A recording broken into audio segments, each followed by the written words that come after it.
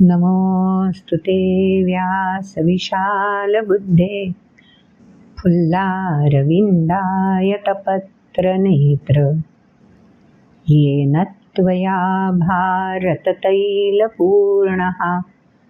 प्रज्वालितो ज्ञानमयः प्रदीपः।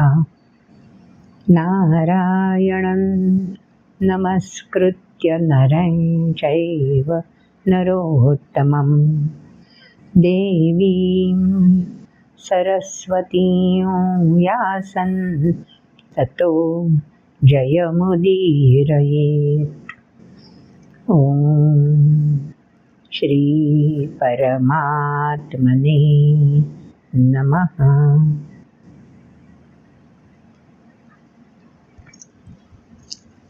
पिछले वीडियो में अर्जुन भयचकित होकर जो दिख रहा है वो देख तो रहा है, भगवान के उस हुताश वक्त्र में सब समाया जा रहा है।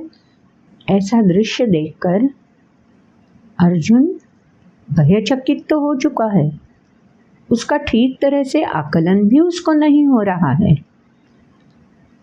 मैं भी उसमें ही समा जा रहा हूँ ऐसा भी उसको प्रतीत होने लगा है।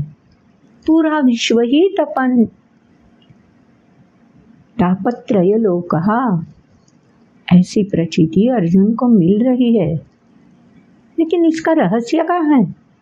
ये दृश्य क्यों दिखा रहे हैं भगवान? मैंने तो ऐसी मांग नहीं की थी, फिर ये क्यों? ये प्रश्न सहज ही अर्जुन ने भगवान से पूछा है। तो वहाँ ही हमने ये पहला वीडियो ख़त्म कर दिया था। तब इस वीडियो में अर्जुन ने ये क्यों ऐसा जो प्रश्न पूछा है, क्या उसका जवाब भगवान देंगे? दे रहे हैं तो क्या जवाब है, ये सुनने की उत्कंठा हमें भी तो है ना। तो पहले सुनेंगे श्लोक, ताकि उत्कंठा हमारी भी निरस्त हो जाए। तो चलो सुनते हैं श्लोक।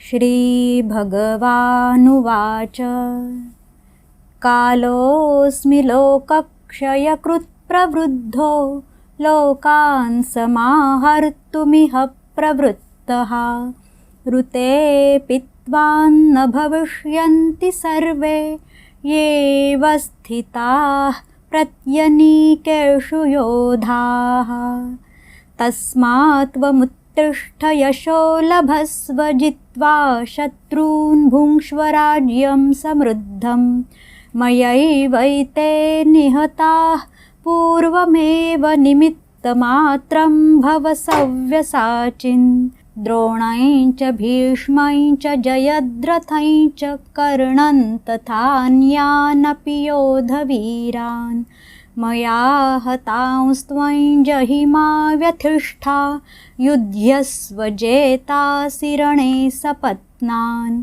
सञ्जय उवाच एतच्छ्रुत्वा वचनं केशवस्य कृताञ्जलिर्वेपमानः किरीटी नमस्कृत्वा भूय एवाह कृष्णं सगद्गदं भीतभीतः प्रणम्य। अर्जुन उवाच स्थाने ऋषिकेश तव प्रकीर्त्या जगत्प्रहृष्यत्यनुरज्यते च रक्षांसि भीतानि दिशो द्रवन्ति सर्वे नमस्यन्ति च सिद्धसङ्घाः कस्माच्च तेन न मेरन्महात्मन् गरीयसे ब्रह्मणोऽप्यादिकर्त्रे अनन्तदेवेश जगन्निवासत्वमक्षरं सदसत्तत्परं यत् त्वमादिदेवः पुरुषः पुराणस्त्वमस्य विश्वस्य परन्निधानं वेत्तासि वेद्यं च परं च धाम त्वया ततं विश्वमनन्तरूप वायुर्यमोऽग्निर्वरुणः शशाङ्कः प्रजापतिस्त्वं प्रपितामहश्च नमो नमस्तेऽस्तु सहस्रकृत्वः पुनश्च भूयोऽपि नमो नमस्ते नमः पुरस्तादथ पृष्ठतस्ते नमोऽस्तु ते सर्वत एव सर्व अनन्तवीर्यामितविक्रमस्त्वं सर्वं समाप्नोषि ततोऽसि सर्वः सखेति मत्वा प्रसभं यदुक्तं हे कृष्ण हे यादव हे सखेति अजानता महिमानन्तवेदं मया प्रमादात् प्रणयेन वापि यच्चावहासार्थमसत्कृतोऽसि विहारशय्यासनभोजनेषु एकोऽथवाप्यच्युत तत्समक्षं तत्क्षामये त्वामहमप्रमेयम् पितासि लोकस्य चराचरस्य त्वमस्य पूज्यश्च गुरुर्गरीयान् न त्वत्समोऽस्त्यभ्यधिकः कुतोऽन्यो लोकत्रयेऽप्यप्रतिमप्रभाव तस्मात् प्रणम्य प्रणिधाय कायं प्रसादये त्वामहमीशमीड्यं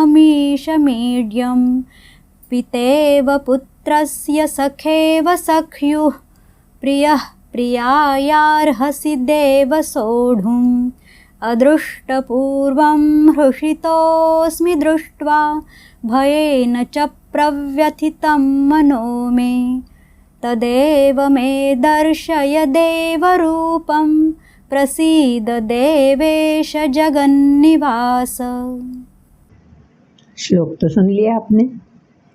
अब भगवान बोले जा रहे हैं। भगवान अर्जुन से ही संवाद कर रहे हैं। अर्जुन ने जो प्रश्न पूछा है, आख्या हि मे को भवान उग्र रूपो नमोस्तुते देववर प्रसीद विज्ञातुम इच्छामि भवन्तमाद्यं न हि प्रजानामि तव प्रवृत्ति।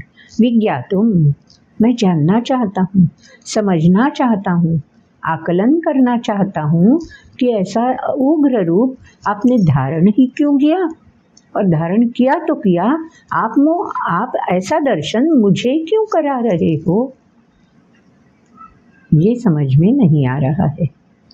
तो भगवान ने तुरंत उत्तर में बता दिया है। पहले ही श्लोक में आपने सुना, कालोऽस्मि लोकक्षयकृत् प्रवृद्धो लोकान् समाहर्तुमिह प्रवृत्तः ऋतेऽपि त्वान्न भविष्यन्ति सर्वे येव स्थिताः प्रत्यनीकेषु योधाः। भगवान बोलते जा रहे हैं, अर्जुन, जो प्रश्न तुमने पूछा है ना, उसका उत्तर एक ही है। ये सृष्टि जो है ना, ये नश्वर है।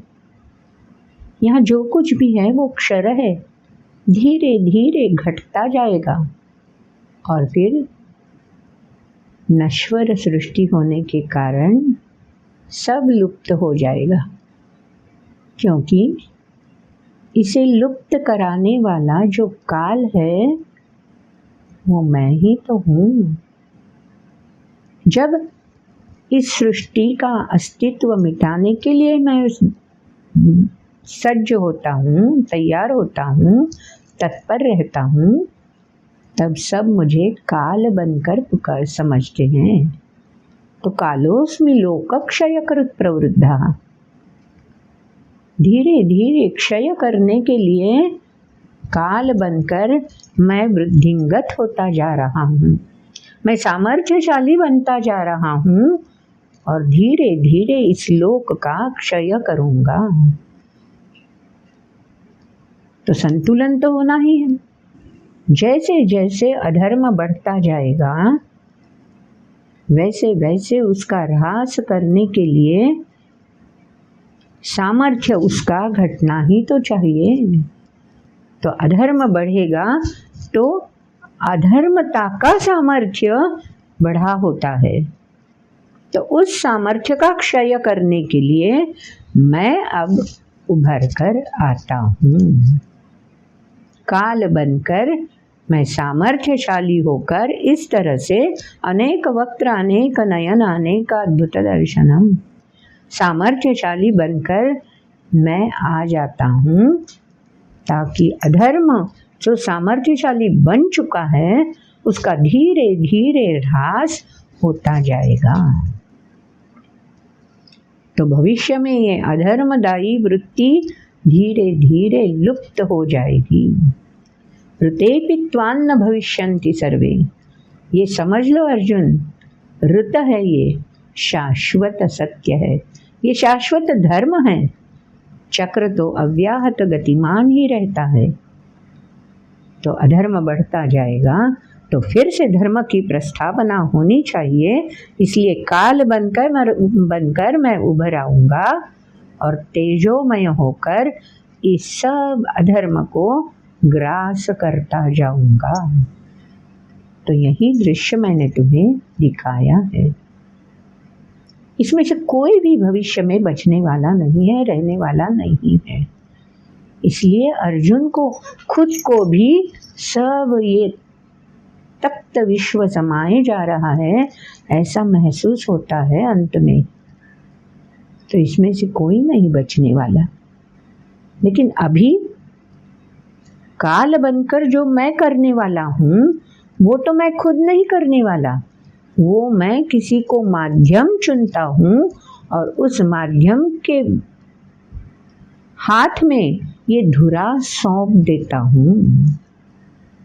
तो देखो अर्जुन, तस्मात् त्वमुत्तिष्ठ यशो लभस्व। तो देखो ये काल बनकर मैं जो करने जा रहा हूँ ये मैं खुद तो नहीं करने वाला। इसके लिए मेरा माध्यम, मेरा रूप ही तुम में समाएगा और तुम ही काल रूप बन जाओगे बाकी योद्धाओं के लिए। सो खुद को तैयार करो, सामर्थ्यशाली बनाओ।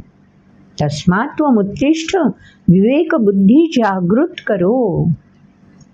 ये समझ लो कि आज नहीं तो कल न भविष्यन्ति सर्वे, कोई भी इसमें से बचने वाला नहीं है। तो खुद को दोष क्यों दे रहे हो? विवेक बुद्धि जागृत करो। ये करने वाला मैं नहीं हूँ, ये समझ लो। मैं मतलब अर्जुन। तुम कौन होते हो ये सब करने वाले? इतना सामर्थ्य तो किसी भी व्यक्ति में जो सृष्टि में अस्तित्व प्राप्त किए हुए है, किसी भी व्यक्ति में ये सामर्थ्य है ही नहीं। ये सामर्थ्य तो सिर्फ मुझ में, जो काल बनकर मैं छा जाऊंगा उसी में ये सामर्थ्य है। और काल बनकर छाने के लिए मैंने जो योजना की है वो योजना तुम्हारी है अर्जुन। तो ये विवेक बुद्धि में ठान लो कि मैं भगवान की योजना स्वरूप मैं इस कार्य में अग्रसर मुझे इस कार्य में अग्रसर होना है। तो ये जान लो अर्जुन। तस्मात् त्वमुत्तिष्ठ यशो लभस्व, जित्वा शत्रून् भुङ्क्ष्व राज्यं समृद्धम। ये राज्य कौन सा है? खुद का नियंत्रण जो तुम खो चुके हो, तुम्हारे इंद्रिय जो गलित गात्र बन चुके हैं, तुम ठीक तरह से परिस्थिति का आकलन नहीं कर पा रहे हो, कार्पण्य दोष जो तुम्हारा ग्रास किए जा रहा है, उससे संवर जाओ, उससे बाहर आओ, उस स्थिति पर मात करो, उस स्थिति से लड़ो, उससे संघर्ष करो, युद्ध करो और यश प्राप्ति कर जाओ, प्राप्त करो। यश प्राप्ति हो जाएगी फिर, अगर इस परिस्थिति से तुम उभर कर आ जाओ। फिर भुंक्ष्व राज्यम समृद्धम, फिर तुम्हारे सामर्थ्य का, तुम्हारी क्षमता का तुम्हें ही एहसास होगा और तुम सर्वस्व प्राप्त करोगे। फिर तुम इंद्रिय, मन और बुद्धि के परम श्रेष्ठ निर्णयकर्ता स्वरूप बन जाओगे। और फिर क्या करोगे? मयैवैते निहता पूर्वमेव निमित्त मात्रम भव सव्यसाचिन्, जो मैंने पहले ही कर दिया है, मैंने इनकी अहंता का ग्रास कर लिया है। अब ये शरीर रूप से तो तुम्हें दिख रहे हैं सामने, लेकिन इनकी जो अस्मिता है, जो अहंता है, इनमें इनको ये साहस बंधा रही थी, वो अहंता तो मैंने ग्रास कर ली है। अब ये जान लो, तुम ही जानने के काबिल हो, इसलिए ये उग्र रूप मैंने तुम्हें दिखाया है अर्जुन, और किसी में ये क्षमता नहीं है कि वो ये देख पाए। तो अर्जुन अब समझ जाओ, मैंने इनकी अस्मिता, इनकी अहंता पहले ही चूर्ण कर दी है। अब तुम खाली निमित्त बन जाओ और सव्यसाचिन, पूरी क्षमता, दोनों बाहुओं में जो सामर्थ्य है तुम में, वो सामर्थ्य प्रकट करने के लिए तैयार हो जाओ। आगे चलकर भगवान ने नाम लेकर अर्जुन को बता दिया, द्रोणय च भीष्मय च जयद्रथय च कर्णं तथा नान्यानपि योधवीरान् मया हतांस्त्वं जहिमा व्यथिष्ठा। अरे इनके बारे में तुम सोच रहे हो कि ये मेरे अपने हैं, ये सगे हैं, ये मेरे बंधु हैं, ये मेरे ज्येष्ठ श्रेष्ठ आचरणीय गुरु समान हैं, ऐसा जिनके बारे में तुम सोच रहे हो ना, और जो तुमसे शत्रुता कर ही रहे हैं, उनके बारे में भी ये पक्का जान लो कि मयैवैते निहता पूर्वमेव, मैं इनकी अस्मिता पहले ही ग्रास कर चुका हूँ। अब तुम्हें व्याकुल होने की बिल्कुल ज़रूरत नहीं है। अब तुम विवेक बुद्धि का सहारा लेकर युद्धस्व जयतासि रणे सपत्नान्। अब जिस किसी में भी थोड़ी सी अहंता बची है, जो भी कोई अहंता से अधर्म का प्रभाव दिखाने के लिए तत्पर होगा, उस पर वार करने के लिए तैयार हो जाओ। तो इतना आश्वस्त कर दिया है अर्जुन को भगवान ने ये विश्व रूप दिखाकर। जब कभी भी हम भी ऐसे संकट से घिरे जाते हैं, संघर्ष से बाहर कैसे आए, संघर्ष कर भी रहे हैं लेकिन बाहर आने का कोई तरीका नहीं दिख रहा है, कोई मार्ग नहीं प्रतीत होता है, ऐसी स्थिति में जब भी हम आ जाते हैं तब ये 11वां अध्याय पढ़ लेना चाहिए। ये 11वां अध्याय इसीलिए योजना की हुई है व्यास मुनि ने इसकी, कि हर जो कोई संघर्ष करता है, संकट से जूझता है, उसी को एहसास हो जाए कि सामर्थ्य तो उसमें ही है। संकट पर वार तो पहले हो चुका है, संघर्ष का अंत तो पहले हो चुका है। वो काल स्वरूप बनकर उसने योजना करके छोड़ी है, लेकिन हमें गर्भगलित होकर, अपनी क्षमता को खोकर करुणाग्रस्त नहीं होना चाहिए। क्षमता पर विश्वास रखे संघर्ष को चट्टान की तरह सामने जाना चाहिए, उस पर प्रहार करने के लिए तैयार होना चाहिए। चाहे एक प्रहार में संकट ना भी खत्म हो, कोई बात नहीं, जीवन समर्पित उसी लिए करना है। पूरे जग में आज वही स्थिति है ना, पूरा जग संघर्ष में जूझता है, संकट से घिरा हुआ है, लेकिन कोई भी व्यक्ति अगर ऐसी क्षमता पर भरोसा रख के 11वां अध्याय का पाठ जिसने किया हो, उसी को ये एहसास हो जाएगा कि काल बनकर पहले ही इस अधर्म का, इस संकट का, इस संघर्ष का सॉल्यूशन, उपाय तय हो चुका है। बस एकजुट खड़े होकर हमें इस संघर्ष में प्रकाशमान बनकर राह चलनी है। तो ये काम कौन कर सकता है? जहाँ गीता बताई गई वो भारतवर्ष ही ऐसा देश है जहाँ एकजुट होकर इस तरह से संकट का सामना करने की हर एक में क्षमता है। हर कोई ये सनातन संस्कृति से अगर जुड़ जाए और ये एहसास खुद में जगाए,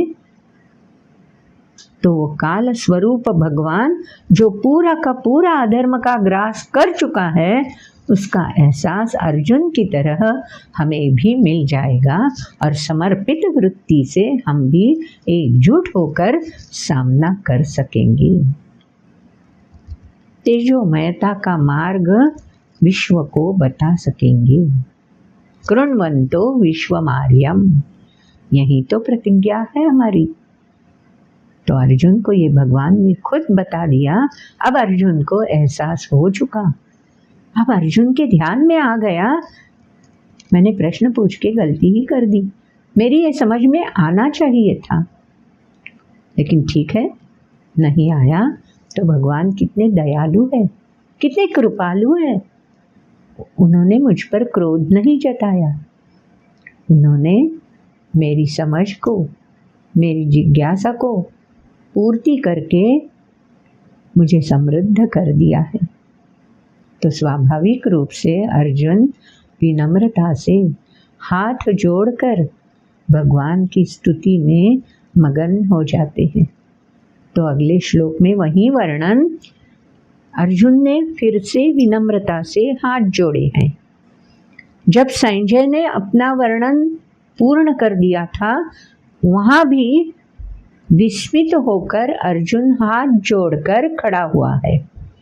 अब भी फिर से अर्जुन विश्वरूप देखकर अपनी जिज्ञासा पूर्ति होने पर फिर से अर्जुन विनम्रता से हाथ जोड़े खड़ा है। तो ये बीच में जो अर्जुन ने विश्वरूप देखा है, जो काल स्वरूप भगवान ने उसको बता दिया है, वो सुनने की या आकलन करने की क्षमता अगर अर्जुन में ही पूरी तरह से नहीं है तो संजय में कहाँ होगी। तो इसका आकलन मुझे नहीं लगता राजा धृतराष्ट्र को भी हुआ होगा, क्योंकि राजा धृतराष्ट्र हमारे जैसा ही सामान्य तरीके से सोच कर रहा है, सोच में डूबा है। तो अर्जुन अब स्तुति किए जा रहा है जो संजय धृतराष्ट्र को सुना सकता है। तो अर्जुन स्तुति में क्या बोल रहा है, इससे पहले संजय का श्लोक आपने सुन लिया। एतत् श्रुत्वा वचनं केशवस्य कृताञ्जलिर्वेपमानः किरीटी। जब कोई ऐसा आश्वासक हाथ हमारे पीठ पर पड़ जाता है, हमारे मस्तक पर ऐसा कृपालु वरद हस्त स्थापित हो जाता है, तो हमारा रोम रोम पुलकित हो जाता है ना, हमारा शरीर कंपायमान हो उठता है ना, और स्वाभाविक रूप से कृताञ्जलिर वेपमान हम भी हो जाते हैं। तो किरीटी मतलब श्रेष्ठ धनुर्धर अर्जुन जो इसको समझ पा रहा है, इसलिए अर्जुन के बारे में किरीटी शब्द संजय ने व्यक्त किया है, बोला है।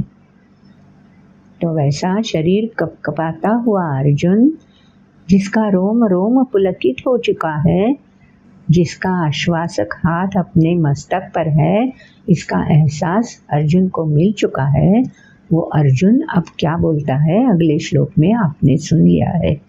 तो श्लोक नंबर 36 से लेकर श्लोक नंबर 45 तक अर्जुन भगवान की स्तुति कर रहे हैं। पहले भी अर्जुन ने भगवान की स्तुति की है 10वें अध्याय में, लेकिन वो विभूतियों को सुनने के लिए की है, प्रश्न पूछने के लिए की है। अब प्रश्न पूछने पर भगवान ने सविस्तर विश्लेषण बता दिया है और उसके बाद विकसित समझ साथ लेकर प्रगल्भता से अर्जुन स्तुति कर रहा है। तो ये सिर्फ स्तुति नहीं है, अपना ही अतीत अर्जुन को अब नजर आता है। अतीत में जो मेरे साथ कृष्ण बनकर खेला, जो मेरा सखा है, वो कृष्ण, वो सखा, वो मित्र कैसी क्षमता रखता है। वो कृष्ण है ही नहीं, वो साक्षात काल रूप भगवान है। इसका एहसास अब अर्जुन को मिल चुका है। तो अर्जुन इस स्तुति पर शब्दों में क्या कहता है वो अगले श्लोक में हमने सुन लिया है। स्थाने ऋषिकेश तव प्रकीर्त्या जगत् प्रहृष्यति अनुरज्यते च रक्षांसि भीतानि दिशो द्रवन्ति सर्वे नमस्यन्ति च सिद्ध संगाः। अब अर्जुन को वही विश्वरूप अलग तरीके से समझ में आने लगता है। सब सिद्धगण जो उसी विश्वरूप में समाये हुए हैं, अब अर्जुन को लगता है कि वो सिद्धगण नमस्यन्ति, नमस्कार करके विनम्र होके आपकी प्रार्थना में लीन हो रहे हैं। और जो असुर है, जो अधर्म का साथ दे रहे हैं, जो अहंता से भरे पूरे हैं, वो रक्षांसि भीतानि, वो राक्षस है, भीतानि भयभीत होकर इधर उधर पलायन कर रहे हैं, भाग रहे हैं। तो अब अर्जुन वही दृश्य देखता है, वही विश्वरूप देखता है, लेकिन अर्जुन को वही विश्वरूप अब ऐसे एंगल से, ऐसे पहलू में उजागर हो रहा है। अब अर्जुन खुद के मन से संवाद कर रहा है। कस्माच्च तेन न मेरन् महात्मन् गरीयसे ब्रह्मणोऽप्यादिकर्तृ अनंत देवेश जगन्निवास तुमक्षरम सदसत् तत्परयत्। जो भी सत है, शाश्वत है, जो असत है, जो नश्वर है, इन दोनों के ऊपर परे श्रेष्ठ जो कुछ भी है वो आप ही है। अब मेरी ये समझ में आ रहा है, वैसे ही ये बाकी देवगणों के भी समझ में आ रहा है, इसीलिए तो वे आपकी स्तुति कर रहे हैं। कस्माच्च तेन न मेरन्, आपको विनम्रता पूर्वक नमन क्यों न करे। वो उनकी समझ में ये तो पहले से ही आ चुका है, अब मेरी समझ में आ चुका है। त्वमादिदेव पुरुषः पुराणस्त्वमस्य विश्वस्य परन्निधानम्। ये पूरे विश्व को तुष्टि पुष्टि दिलाने वाले, पूरे विश्व का सुचारू चलन हो, इसलिए आप ही तो पालनकर्ता बनकर हम में रहते हो। और जब अधर्म का बढ़ावा हो जाता है तो आप ही हमारी सज्जनों की, देवगणों की, ऋषि मुनियों की पुष्टि तुष्टि होती रहे, व्याकुलता कम हो जाए, इसलिए काल रूप भी आप धर सकते हो। इसकी प्रचिति अब आपने मुझे दे दी है। वेत्तासि वेद्यं च परं च धामत् त्वया ततं विश्वमनन्तरूप। विश्व को समाये हुए उससे भी परे व्यापक अनंत रूप है आपके, इसका एहसास अब मुझे हो चुका है।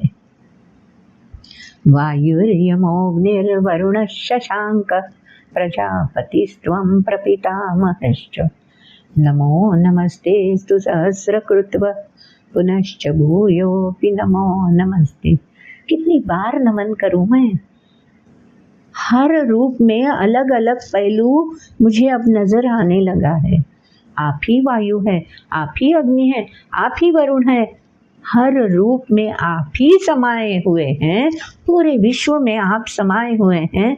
जिधर भी देखूं आपका ही नज़ारा, नमः पुरस्तादथ पृष्ठतस्ते नमोऽस्तुते सर्वत एव सर्व अनन्तवीर्यामितविक्रमस्त्वं सर्वं समाप्नोषि ततोऽसि सर्वः। इसीलिए तो आपका नाम सर्व रखा गया है। अब मुझे ये पता चल गया, सर्वव्यापी आप ही तो हो। हर किसी में, हर कण कण में, अणुरेणु में आप ही तो समाये हो। कितनी बार मैं आपको नमन करूं, कहाँ देख कर नमन करूं। अब मैंने जो प्रश्न पूछा था, किस रूप में आपका चिंतन मनन मैं कर लूं, उसका उत्तर अब मुझे मिल गया। 10वें अध्याय में अर्जुन ने प्रश्न पूछा था ना कि कौन से रूप में मैं आपका चिंतन करूं, तो आपने अब मुझे उसका प्रत्यय दे दिया। अब उसका उत्तर मुझे मिल गया है। आज तक मेरी सोच कम थी, पर्याप्त सोच न होने के कारण मैंने जो गलतियां कर दी है वो अब मुझे चुभ रही है। उसके लिए मैं आपसे क्षमा मांग रहा हूँ। सखेति मत्वा प्रसभय दुक्तम, हे कृष्ण हे यादव हे सखेति, अजानता महिमानंत वेदम मया प्रमादात् प्रणयेन वापि, यच्चावहासार्थमसत्कृतोऽसि विहारशय्या सनभूषणेषु, एकोऽथवाप्यच्युत तत्समक्षं तत्क्षामये त्वामहमप्रमेयम्। आप अपरिमित हो। आप किस किस भूमिका में प्रतीत होते हो, इसका एहसास मुझे आज तक नहीं था। मैं सिर्फ आपको कृष्ण, मेरा सखा, मेरा बंधु, इसी रूप में मैं आपको देखता था। हम समवयस्क है, इसलिए मैं आपका उपहास भी कभी करता था, आपके साथ कभी मस्करी भी करता था। साथ में जब होते थे तब भी, और समाज के साथ होते थे तब भी मैंने कितनी बार आपके साथ दुर्वर्तन किया है। आपकी महती न जानने पर मुझसे ये गलती हो गई है। आप इसके बारे में मुझे क्षमा करिए, क्योंकि आप क्या हो इसका अब मुझे पता चल चुका है। पितासि लोकस्य चराचरस्य त्वमस्य पूज्यश्च गुरुर्गरीयान्, न त्वत्समोऽस्त्यभ्यधिकः कुतोऽन्यो लोकत्रये व्यप्रतिमप्रभा। आप ही तो पिता है, इस त्रैलोक्य के पिता समान, मतलब पालन करता आप ही हो, इसका मुझे पता चल चुका है। इस चराचर सृष्टि का भी पिता, पालन करता आप ही हो, इसका भी मुझे एहसास हो चुका है। गरीयान गुरु, श्रेष्ठतम गुरु, मार्गदर्शक, तृप्ति का एहसास दिलाने वाले, वरद हस्त मस्तक पर रखकर कार्य के लिए प्रवृत्त करने वाले गरीयान गुरु आप ही हो, इसका भी पता मुझे अब लग चुका है। तुम्हारे समान कोई नहीं तो तुम्हारे परे, तुमसे श्रेष्ठ कौन हो सकता है। अगर तुम्हारे जैसा कोई नहीं तो तुम्हारी तुलना किससे कर सकते हैं। और कोई ढूंढने पर भी तुम्हारे जैसा नहीं मिलने वाला, ये अब मैं जान चुका हूँ। इसीलिए मैं आपसे एक ही विनती कर रहा हूँ। पितेव पुत्रस्य सखेव सख्यो, प्रिय प्रियायार्हसि देव सोढुम्। मैं आपकी शरण में आ चुका हूँ। मैं आपके प्रति समर्पित हो जाना चाहता हूँ। जो भी आप करेंगे, जो भी आप बोलेंगे, जैसी भी आपकी योजना हो, उस योजना के मुताबिक ही मैं समर्पित वृत्ति से आचरण करता रहूँगा। तो पुत्र के अपराध पिता ही तो समझ सकता है, उसे क्षमा कर सकते हैं, फिर गले से लगाकर आधार बनकर पुत्र का भविष्य संवार सकते हैं। सखा ही सखा के भाव भावनाओं का आधार बनकर उसका समर्थन करते हैं। सखे व सख्यो प्रिय प्रियायार्हसि देव सोढुम। गलती हो भी जाए तो उसे सहन करने सोढुम। सहन करने के लिए दो व्यक्तियों में प्रेम स्नेह का बंधन होना जरूरी है, और वो स्नेह बंधन जगाने वाले आप ही तो हो। तो और कौन होगा जो मुझे इस गलतियों के लिए माफ़ करेगा। तो आप ही से मैं क्षमा याचना कर रहा हूँ। और बस अब मेरी एक और ही विनती है आपसे।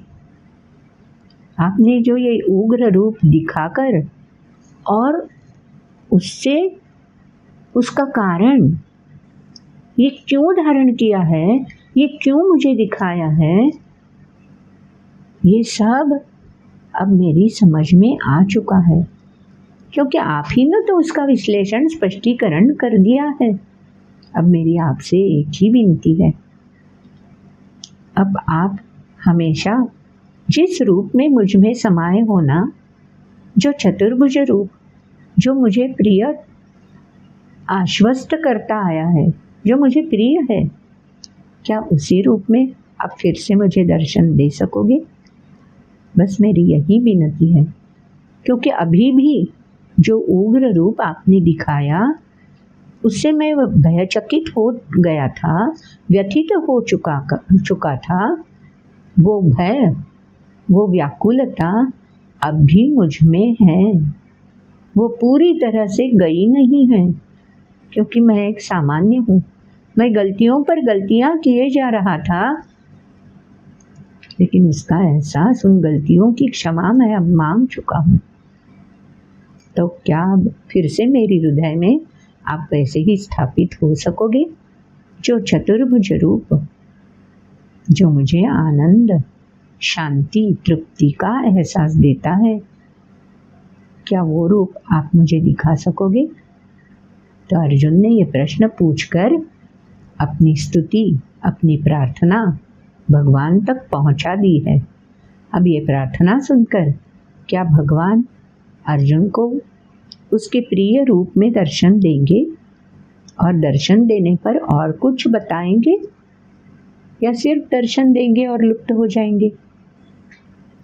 जानना है ना हमें, तो फिर श्लोक सुनने पड़ेंगे।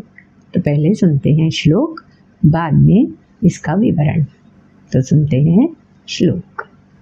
किरीटिनं गदिने चक्रहस्तमिच्छामि त्वां द्रष्टुमहं तथैव तेनैव रूपेण चतुर्भुजेन सहस्रबाहो भव विश्वमूर्ते। श्रीभगवानुवाच मया प्रसन्नेन तवार्जुनेदं रूपं परं दर्शितमात्मयोगात् तेजोमयं विश्वमनन्तमाद्यं यन्मे त्वदन्येन न दृष्टपूर्वं। न वेदयज्ञाध्ययनैर्न दानैर्न च क्रियाभिर्न तपोभिरुग्रैः एवं रूपः शक्य अहं नृलोके द्रष्टुं त्वदन्येन कुरु प्रवीर।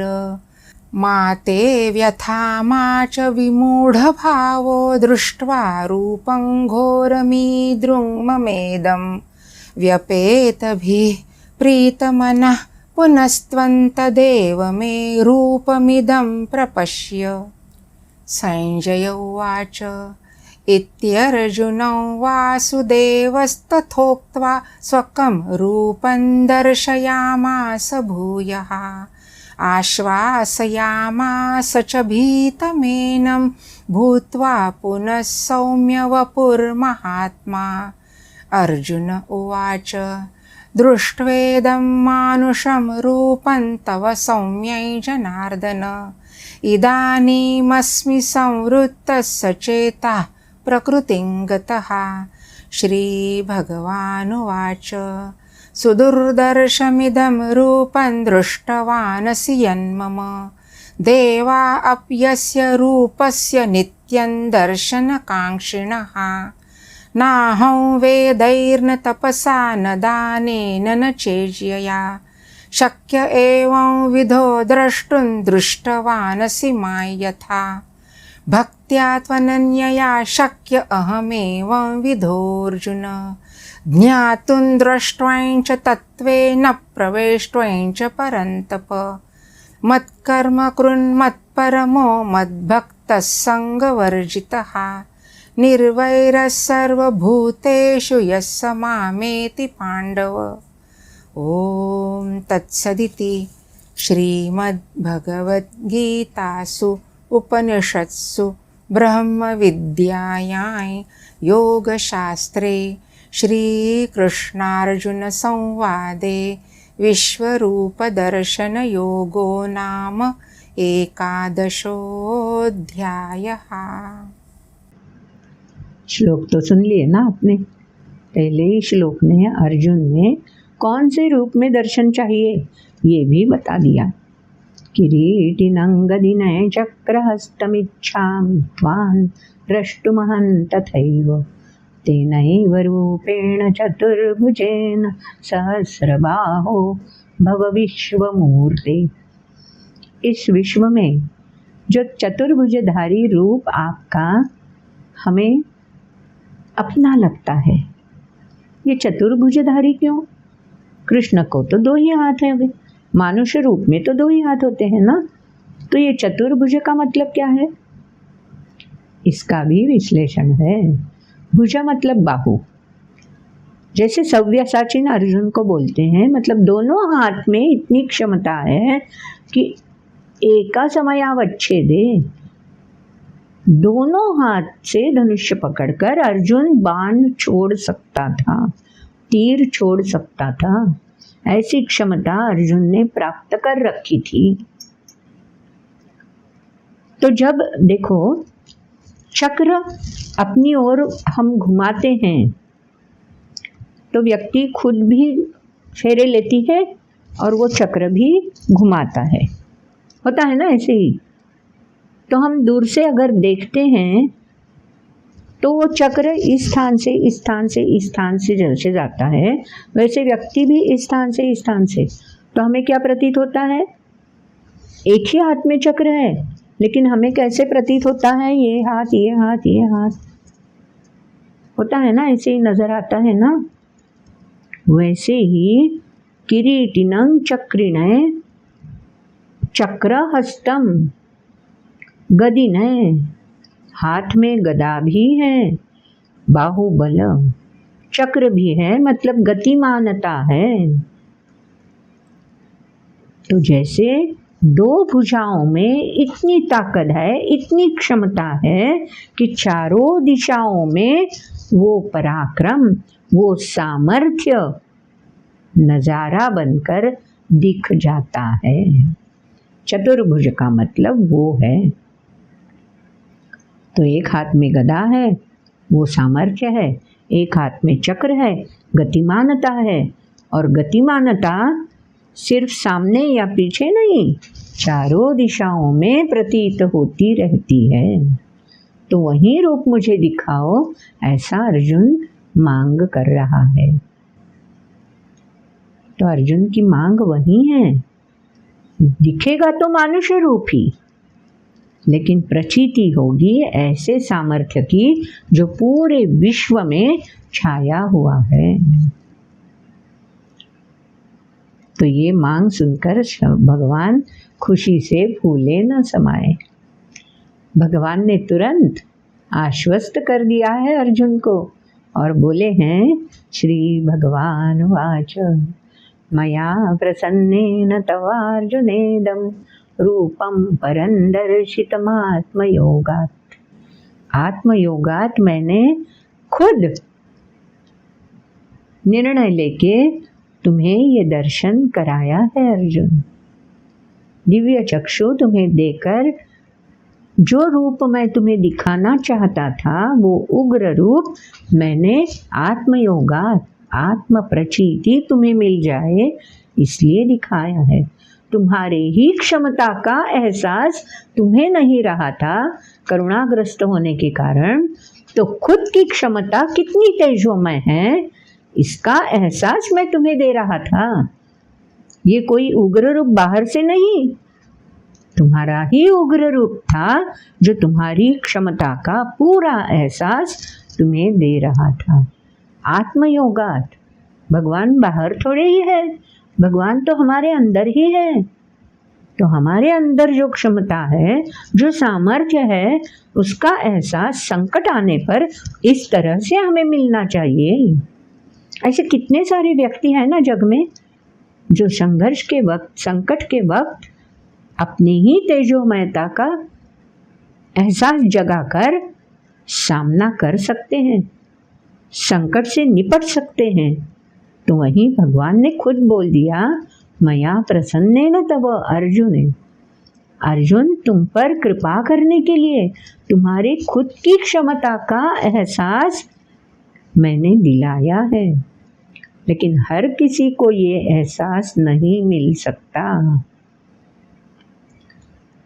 यत् में त्वत् अनन्यम न दृष्टपूर्वम, जो मैंने तुम्हें एहसास दिलाया है ना, ये अनायास ही किसी और को नसीब नहीं होता। ये किसी और को मतलब कौन, किसको नहीं एहसास मिल सकता, ये वो भगवान ने अगले श्लोक में बता दिया। अर्जुन को प्रश्न पूछने की जरूरत ही नहीं पड़ी। अर्जुन उनसे अलग है, ये अर्जुन की समझ में आ जाए, इसलिए भगवान ने ऐसा बोल दिया कि तुम्हारे सिवाय अन्य किसी को ये दर्शन आसानी से नहीं मिलने वाला। तो अन्य किसी को मतलब किसको? न वेद यज्ञाध्ययनैर्न दानैर्न च क्रियाभिर्न तपोभिरुग्रैः। कितना भी उग्र तप करे तो भी खुद की क्षमता का ऐसा तेजोमय एहसास नहीं मिलने वाला। सातत्यपूर्ण अध्ययन करे, अभ्यास करे, यज्ञ स्वरूप कर्म करते जाएं, या वेदाध्ययन करे, या दान करता रहे व्यक्ति, फिर भी ऐसी खुद की क्षमता का तेजोमय एहसास नहीं प्राप्त करा सकता। क्योंकि इन सब क्रियाओं में अपनी अस्मिता, अहंता अनायास ही और निकट आ जाती है, लिप्त होती जाती है। तो ये अहंता, अस्मिता जब तक लिप्त होती रहती है, खुद में ही अटक जाती है, ये एहसास नहीं हो सकता। ये भी भगवान ने अर्जुन को बता दिया। लेकिन अर्जुन की अस्मिता, अहंता, तो अगले श्लोक में भगवान ने वो भी बता दिया।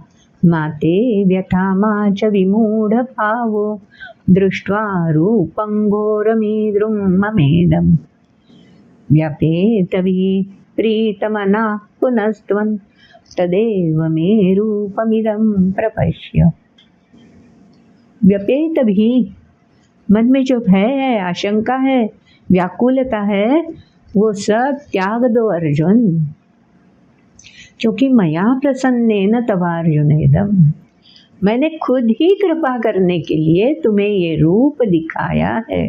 क्योंकि तुम में वो अहंता, अस्मिता बिल्कुल ही नहीं बची है। तुम अत्यंतिक सरल मन से संकल्पित होकर ध्येय की ओर प्रस्थान करने के लिए खुद को तैयार करना चाहते हो। तो व्यपेत भी, अब मन में जो भी आशंका है उसको परे कर दो, दूर कर दो। प्रीतमना, पुनश्च एक बार हर्षित हो उठो, संकल्पित हो उठो और ये मेरा रूप ध्यान में, जहन में समाये रखो और चलो कार्य करने के लिए तत्पर हो जाओ। घोरम इदम मम इदम ईदृश रूपम। यह ऐसा उग्र रूप जो मैंने तुम्हें अभी दिखाया ना, ये घोर रूप, उग्र रूप देखकर तुम शंकित होने की जरूरत नहीं है, तुम प्रसन्न चित्त रहो। हर क्षण ऐसा उग्र रूप नहीं प्रतीत होगा। तुम अपने कार्य में तत्पर होकर जुट जाओ। तो अब ये भगवान ने अर्जुन को बोल दिया है, तो स्वाभाविक होगा अर्जुन की स्थिति में बदल तो आना ही है। तो वो बदल संजय तक पहुंचा होगा। तो संजय ने अर्जुन में जो बदल दिख रहा है उसके बारे में राजा धृतराष्ट्र को बता दिया है। तो अगला श्लोक संजय ने राजा धृतराष्ट्र को बता दिया है। देखो 11वें अध्याय में कितने स्तर है। संजय अपनी दिव्य दृष्टि का एहसास पाकर जो विश्वरूप दिखता है उसका वर्णन राजा धृतराष्ट्र तक पहुंचाता है। फिर अर्जुन अपनी दिव्य दृष्टि का एहसास पाकर जो भी देखता है उसका वर्णन हम तक पहुंचाता है। मतलब वो खुद से संवाद कर लेता है, और जो जिज्ञासा उसके मन में उत्पन्न होती है उसका भी निराकरण अर्जुन खुद भगवान से करा लेते हैं। व्यास मुनि के कितने अनंत उपकार है हम पर कि गीता ग्रंथ में व्यास मुनि ने ये सब तरल भावनाएं, ये अलग अलग स्तर हम तक इतनी बारीकी से पहुंचाए हैं कि हर बार ये अध्याय पढ़ने पर कोई नया पहलू हमारे सामने उजागर हो जाता है। तो ऐसे व्यास मुनि को नमन तो करना ही है ना। इसीलिए तो वो विशाल बुद्धि है ना। हमारी बुद्धि भी इस तरह से व्यापकता से जुड़ जाए, इसीलिए तो ये 11वां अध्याय की रचना है। तो संजय राजा धृतराष्ट्र को क्या कहते हैं, अर्जुन की कौन सी स्थिति के बारे में बताते हैं। इत्यर्जुनं वासुदेवस्तथोक्त्वा स्वकं रूपं दर्शयामास भूयः। अब जो संजय ने रूप देखा था चतुर्भुज, वही रूप अर्जुन देख रहा है, ऐसा संजय को प्रतीत हो रहा है। आश्वासयामास च भीतमेनं भूत्वा पुनः सौम्य वपुर्महात्मा। फिर एक बार वो सौम्य रूप धारण करके अर्जुन की क्षमता जगाकर अब फिर एक बार भगवान अर्जुन जिस रूप में देखना चाहते हैं उसी रूप में उसके सामने दिख रहे हैं, अर्जुन को प्रतीत हो रहे हैं। इसीलिए अर्जुन भगवान से बात करते हैं। क्या कहते हैं अर्जुन, वो भी संजय को सुनाई देता है, वो भी राजा धृतराष्ट्र तक पहुंचा रहा है। क्या कहता है अर्जुन, दृष्ट्वेदं मानुषं रूपं तव सौम्य जनार्दन। तो ये संवाद अर्जुन ने जो बोला है वो संजय ने सुन लिया है। इसलिए संजय को एहसास हो गया है कि अब अर्जुन के सामने भगवान का मानुष रूप आ चुका होगा। संजय को ये दिखा है कि नहीं पता नहीं, लेकिन अर्जुन ने जो मुंह से बोला है कि ये आपका मानुष रूप देखकर अब मेरी आशंका, मेरी व्याकुलता दूर हो चुकी है। अब मैं अपनी मूल स्थिति में, स्वाभाविकता में अब स्थापित हो चुका हूँ। तो अर्जुन ये बता रहा है भगवान को। तो ये सुनकर संजय को एहसास हो चुका और उसने ये खबर अलग दृष्टि से जो अर्जुन ने बताया वो राजा धृतराष्ट्र को बता दिया है। अब अर्जुन ने जो मानुष रूप देखकर हर्ष प्रकट किया है और अब मैं पूरा का पूरा आश्वस्त हो चुका हूँ, अब मुझे कर्तव्य का, दायित्व का एहसास हो चुका है। ऐसा जब अर्जुन ने बोल दिया तो भगवान जाकर उसे क्या कहते हैं अगले श्लोक में वो भी हमने सुन लिया है। वो जो उग्र रूप भगवान ने दिखा दिया है, अभी भी भगवान उसका विश्लेषण करना चाहते हैं। भगवान अगले श्लोक में जैसे क्या बोलते हैं उसका, ड्रिलिंग करते हैं ना, पुनः पुनः, कि हाँ बल्कि ठीक होगा, हाँ पक्के ध्यान में आ गया ना तुम्हारे, किसको ये दिखेगा, ये ध्यान में रखना। हाँ अर्जुन, तुम उसी स्तर पे हो, अहंता से अस्मिता से परे हो, इसलिए ये तुम्हें दिखाया है, ये कभी मत भूलना। ये अर्जुन को फिर एक बार भगवान बताना चाहते हैं। तो अगले 2 श्लोक में भगवान ने यही बोल दिया है। क्या बोला है भगवान ने, आपने सुन लिया। सुदुर्दर्शमिदं रूपं दृष्टवानसि यन्मम देवा अप्यस्य रूपस्य नित्यं दर्शनकांक्षिणः। सात्विकता का एहसास देकर देवगण में अगर समाये जाओगे तो भी ये रूप नहीं देख पाओगे, क्योंकि देवगण में भी अहंकार, सात्विकता का, ज्ञान का अहंकार हो सकता है। तो उनको भी ये रूप, खुद की क्षमता का पूरा तेजोमय एहसास नहीं मिल सकता। अगले श्लोक में भगवान ने फिर एक बार बता दिया, ना हम वेदैर न तपसा न दाने न चेजया। इजया मतलब प्रार्थना करके, लीन होकर, वेद पठन करके, दान क्रिया में तल्लीन होके, या तप आचरण करके, कुछ भी करो, ये ऐसी खुद की पूरी क्षमता का एहसास नहीं मिल पाओगे, नहीं प्राप्त करा सकोगे। शक्य एवं विधो द्रष्टुं दृष्टवानसि मायथा। जैसा एहसास तुमने पा लिया, ऐसा एहसास पाना किसी और के लिए मुमकिन ही नहीं है अर्जुन। समझ लो, जान लो, पक्का ध्यान में रखो। तो तुम्हें ये एहसास क्यों होया है, तुम्हें ये दृश्य क्यों दिखा है, ये रूप तुम्हारे जहन में क्यों समाया है, अगले 2 श्लोक में भगवान ने वो भी स्पष्ट रूप से बता दिया है। अगले श्लोक में भगवान बोल रहे हैं, भक्त्या त्वनन्यया शक्य अहमेवं विदो अर्जुन। अर्जुन सुन लो, एवं विधा, जिस तरह से ये उग्र रूप, काल रूप तुमने प्रत्यय में पा लिया, व्याकुल होते हुए भी, भयचकित रहते हुए भी वो उग्र रूप से तुम नाता जोड़ सके, इतनी क्षमता तुम में क्यों है? अनन्यया भक्त्या, विश्वास, श्रद्धा सबसे ऊपर है भक्ति। तुम्हारा मुझ पर विश्वास है, मुझ में श्रद्धा भी है, इसीलिए तुम यादवों की सेना के बावजूद भी निहत्ते मुझ में विश्वास रखकर, श्रद्धा रखकर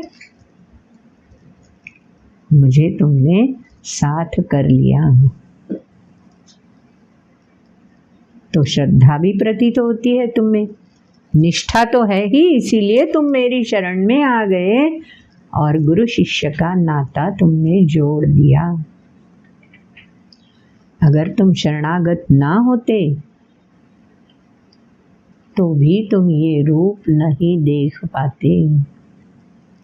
सो अनन्य भक्ति का एहसास तुमने अपने वर्तन से, अपने आचरण से मुझ तक पहुंचाया, इसीलिए ज्ञातुं द्रष्टुं च तत्वे नु प्रवेष्टुं च। तुम मुझ में समाये हो, लेकिन कैसे?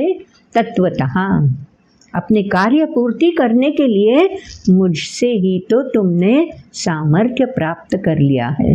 इस तरह से मैं तेजोमयता से वलयांकित होकर तुम्हारे साथ हूँ। तो ज्ञातुन, ये जानी, ये प्रगल्भता तुम में अब हो गई है।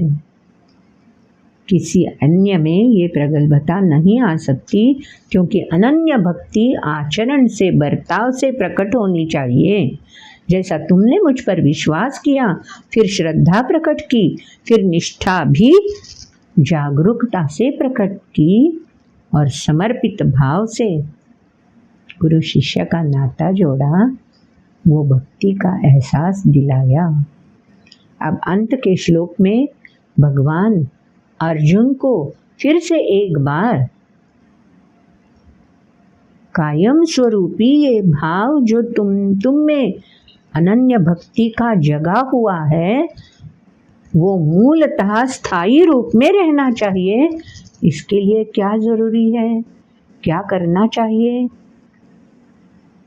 अब शिष्य जो है अर्जुन, गुरु का ही तो भाव कृष्ण में है, तो गुरु ने ये बता देना चाहिए कि देखो, मैं तो तेजोमय बनकर तुम में समा गया हूँ, इसका एहसास भी तुम्हें मिल गया है, लेकिन ये सातत्यपूर्ण एहसास रखने के लिए तुम्हें क्या करना चाहिए, ये भी भगवान ने अंत में बता दिया।